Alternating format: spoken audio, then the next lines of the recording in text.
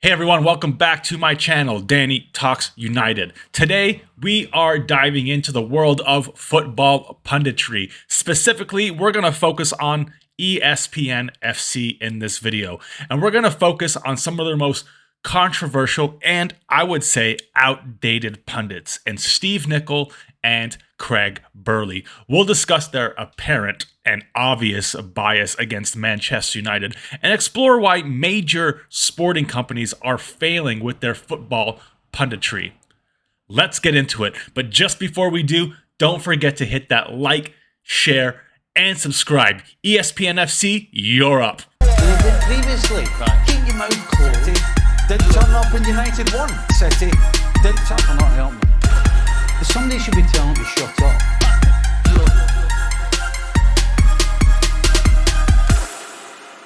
First, let's talk about the type of analysis we often see on ESPN FC, if you can even call it analysis.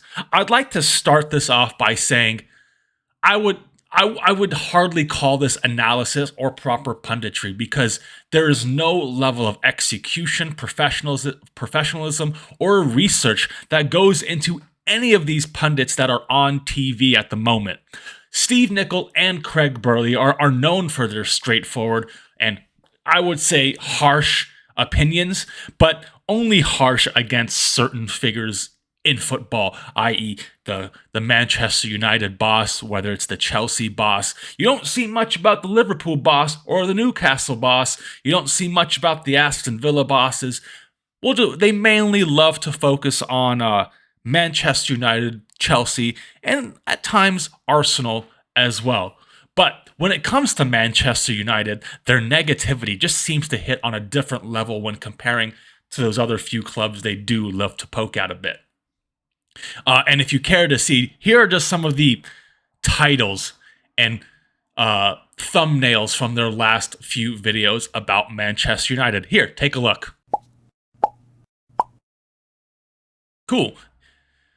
Now, not just these titles, you can often hear the type of tone and comments Nicol and Burley make regarding whether it's Erik ten Hag, whether it's guys like Kobe Mainoo. It comes from, I think, a more personal level. Like I understand Stevie a bit. He played for Liverpool in the 80s. Manchester United weren't even that great in the 80s. We were horrible.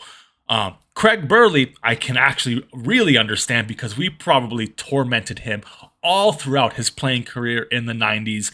I would say we were a big factor why he barely won a single thing and is a footnote in football history. No, I guarantee you go and ask the average football fan about Craig Burley, they wouldn't know who the hell you were talking about. Useless man.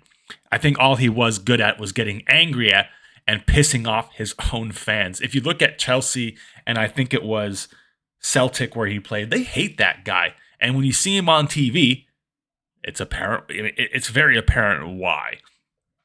It's clear that Steve Nicol and Craig Burley are not shy about criticizing Manchester United. Look, I would say over the last decade, there's been lots to criticize for, but any level-headed pundit or anyone that wants to claim to be a football analyst would take 5 minutes of diving into Manchester United's history over the last 10 years and to understand why they're in the place that they are now and why the same thing happens to every manager that comes in. It literally takes 5 minutes of research. If a stupid-ass YouTuber or wannabe YouTuber like me can get into this, let me say an American YouTuber, one that probably I didn't grow up with the type of football you guys had here. I had to do it all on my own.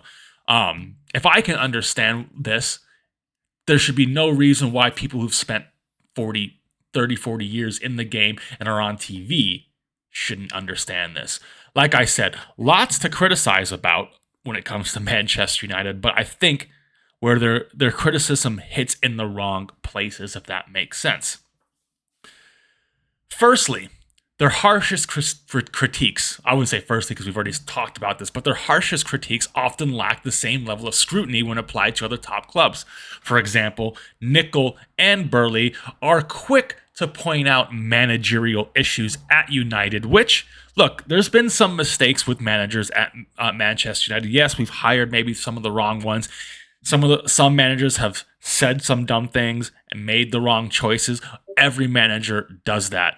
But they seem to give more leniency to managers like a Pep Guardiola, which, look, he's won a lot. Understandable why he gets a bit of leniency, but I don't remember that happening his first season when he was making error after error with signings. You look at Claudio Bravo. You look at what was the other the Portuguese winger they had? I can't remember his name. They made a few bad signings. Don't remember anything about that, and especially when it comes to Jurgen Klopp and Eddie Howe during their rough patches. A couple years ago, Jurgen Klopp was in a similar situation that Erik ten Hag was in last season with injuries, falling out of the top four, falling out of the Champions League. I don't remember any of the hatred towards Jurgen Klopp that Erik ten Hag gets, especially when Jurgen Klopp and Arteta were finishing 8th in the first couple seasons. I don't remember at all.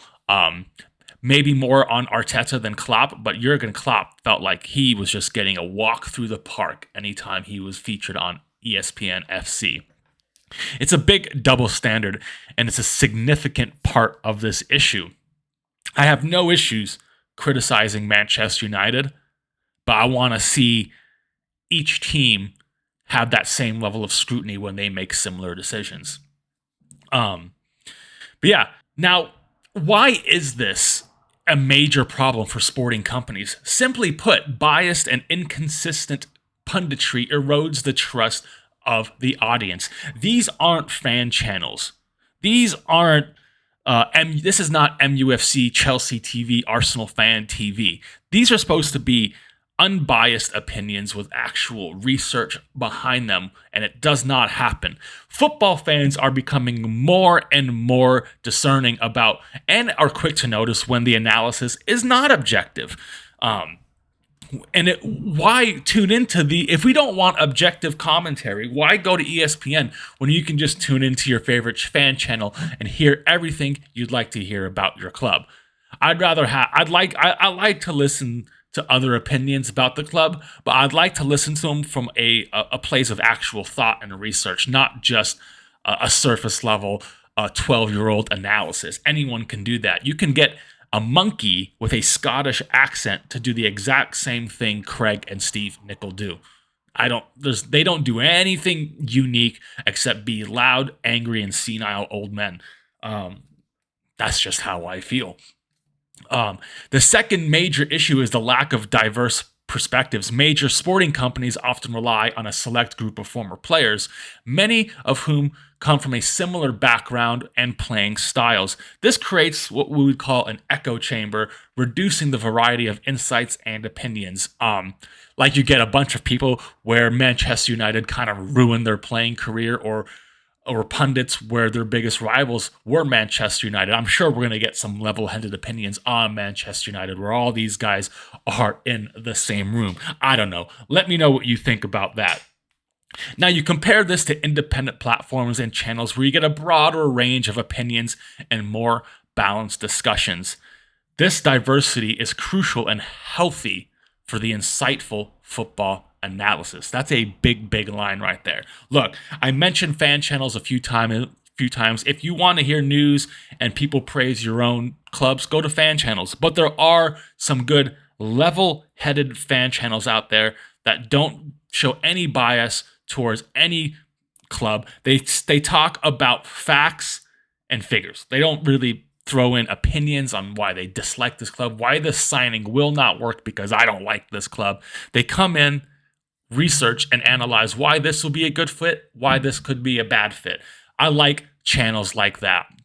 And there's quite a few out there if you're interested in viewing them. I won't, just do your own research. There's many that people like and many that people may not like so much. But yeah, anyway, go find your own research. And I feel like these channels are becoming more and more popular because they're less biased and actually give a proper analysis. So what can be done to improve the situation? For starters, networks like ESPN ESPN FC, you have Sky Sports, Talk Sport, BBC, need to hold their pundits more accountable for consistent and fair analysis. They should also look to diversify their panel of experts to include differing viewpoints and backgrounds. ESPN does not do this. I feel like maybe BBC, Sky Sports sometimes can do this, but not as much. You do hear some wild waffle on those channels as well. But by taking, skip something. These are some of the, different tips that we could do to improve these. These are increasing accountability among pundits, diversifying the panel of experts, and this is a big one, engaging with fan feedback. This is a big one because if you go on to ESPN FC's videos and look at their comments, you can tell that they ignore their comments because every comment, or I would say 80% of them, are just bashing these guys. They're bashing Steve Nicol, bashing Craig Burley, and Ali Moreno, and all these. Shaka Hislop gets it as well. Look at this fan feedback. Look how the fans feel about these pundits. We're only coming here to see what nonsense you're talking about this day. You're engaging for likes, you're engaging for comments, but you're not engaging for real analysis, and that's a big issue. But yeah, by taking these steps, major sporting companies can regain the trust of their audience and ensure their punditry adds real value to the football community. But until then, I think we'll continue to tune into fan channels, places like this, making our own communities, trusting people more like Fabrizio Romano or a David Ornstein because they seem to understand what journalism is actually about. Maybe more on the athletic side than Fabrizio. But yeah, let me know what you think. I'm sick to hear about ESPN FC. And look, I have to watch them. If I don't watch them, I can't do videos like this. I can't form my opinions because then I'd just be making shit up.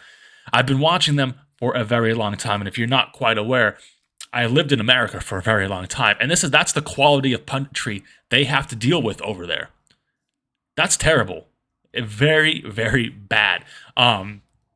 So you kind of feel sorry for American football fans who have to deal with people like this on their TV, who don't have the time or the way to watch a BBC, to watch or know about the fan channels, to watch a Sky Sports. Not saying that those are any better anyway, but I would say they're better than ESPN FC. But anyway, guys, that's it for today's video. What do you think about punditry on ESPN FC? Tell me, who's the worst pundit on that channel? To me, I think it might be Steve Nicol. Leave your comments and thoughts down below. If you want me to talk about maybe a TalkSport, Sky, BBC, any other channel, let me know. Comment down below. Don't forget to like, share, and subscribe for more content on football analysis, news, transfers. Season's almost here. We'll start talking about that real soon. But yeah, thanks for watching, and I'll see you guys all on the next video. Later.